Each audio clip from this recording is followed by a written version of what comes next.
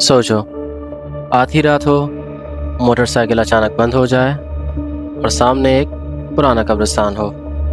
लेकिन असली खौफ तब शुरू होता है जब कब्र के अंदर से किसी औरत के रोने की आवाज़ आए और उस कब्र पर सिर्फ एक नंबर लिखा हो, 66।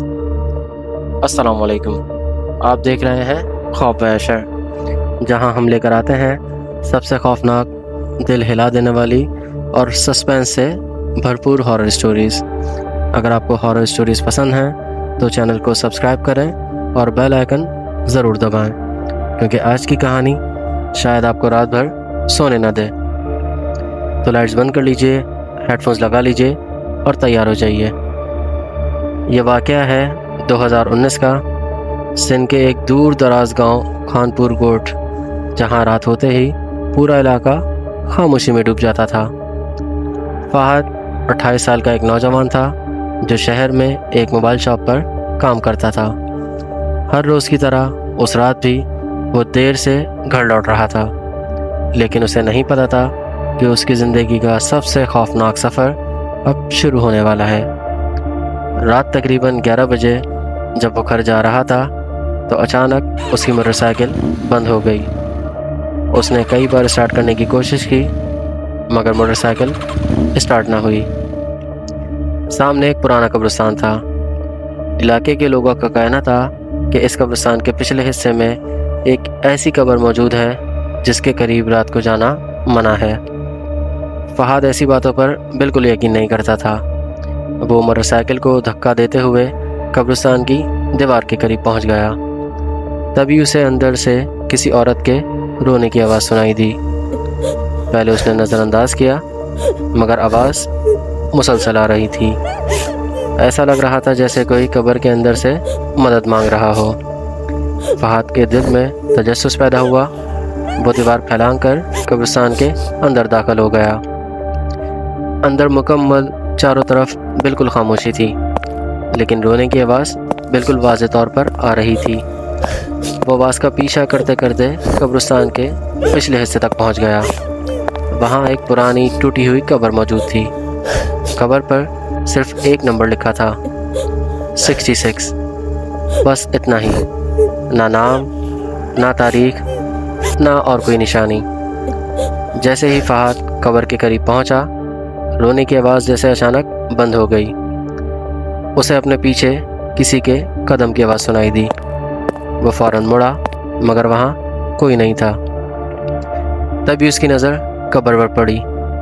कब्र की मिट्टी आहिस्ता आहिस्ता हिल रही थी, जैसे अंदर कोई ज़िंदा चीज़ हरकत कर रही हो। फहद का जिस्म डर की वजह से कांपने लगा और वो फ़ौरन वहाँ से भाग निकला। घर पहुँचने के बाद भी उसका दिल बहुत बेचैन था, लेकिन जो उसने उस रात 3 बजे देखा, उसने उसके होश उड़ा दिए। रात तकरीबन 3 बजे उसकी आँख खुली। उसे महसूस हुआ कि कमरे में कोई और भी मौजूद है। उसने आहिस्ता से आंखें खोलीं और उसने देखा कमरे के कोने में एक औरत खड़ी थी। लंबे बिखरे हुए बाल, सफ़ेद चेहरा और सियाह आँखें। वो खामोशी से फहद को घूर रही थी। फहद चीख मारकर उठकर बैठ गया और औरत अचानक गायब हो गई। और अगले ही दिन से फहद के साथ अजीब वाक़यात होना शुरू हो गए। घर में चीज़ें खुद ब खुद गिरने लगीं। रात को दरवाज़ों पर दस्तक सुनाई देती। कभी किचन से बर्तनों की गिरने की आवाज़ आती और कभी छत पर किसी के दौड़ने की। और एक रात सब कुछ बदल गया। उसकी छोटी बहन अचानक चीखने लगी। घर वाले भागकर उसके कमरे में पहुँचे। वो दीवार के एक कोने की तरफ इशारा कर रही थी और बार बार एक ही बात कह रही थी, वो औरत मुझे देख रही है, वो औरत मुझे देख रही है। मगर घर वालों को वहाँ कुछ नज़र नहीं आ रहा था। चंद दिन बाद फहद की वालदा भी बीमार हो गईं। डॉक्टर उनकी बीमारी की वजह नहीं समझ पा रहे थे। रात को वो नींद में अजीब ज़बान बोलने लगती थीं। घर का माहौल रोज़ बरोज़ ख़राब हो जा रहा था। आखिरकार फहद ने एक बुज़ुर्ग आमिल से रब्ता किया। आमिल ने घर में दाखिल होते ही कहा, क्या तुम कब्रिस्तान गए थे? फहद हैरान रह गया। उसने सारी बात आमिल को बता दी। आमिल कुछ लम्हे खामोश रहे, پھر بولے قبر نمبر 66 عام قبر نہیں ہے۔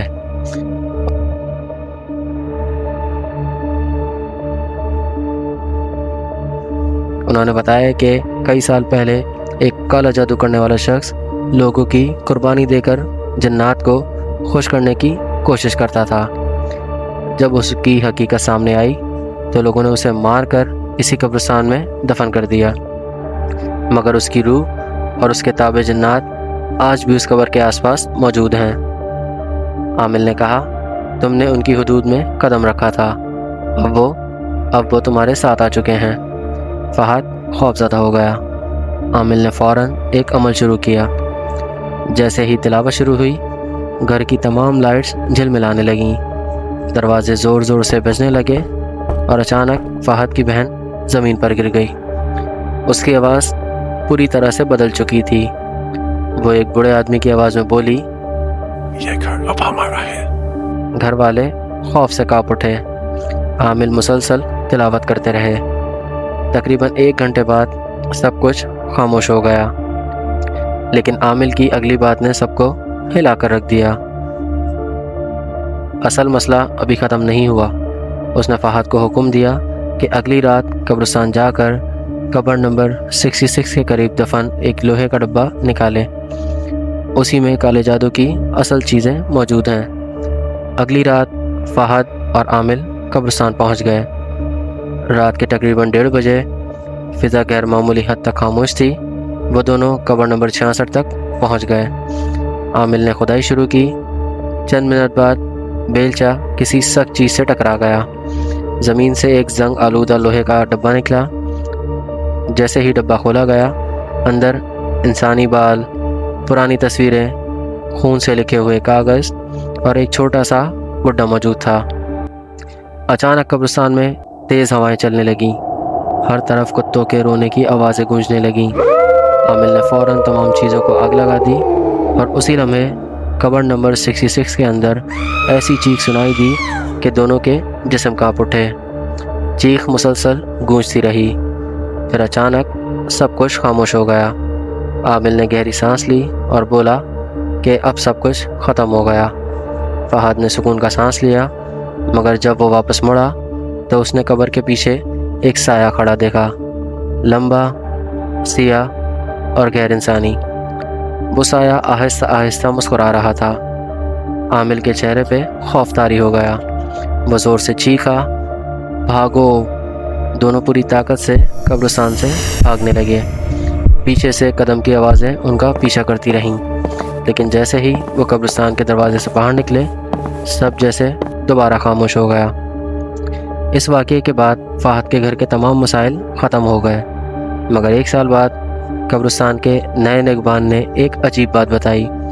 اس نے کہا کہ قبر نمبر 66 آج بھی موجود ہے اور ہر چند مہینے بعد اس کے اوپر تازہ مٹی نظر آتی ہے، حالانکہ وہاں کسی کو بھی دفن نہیں کیا جاتا۔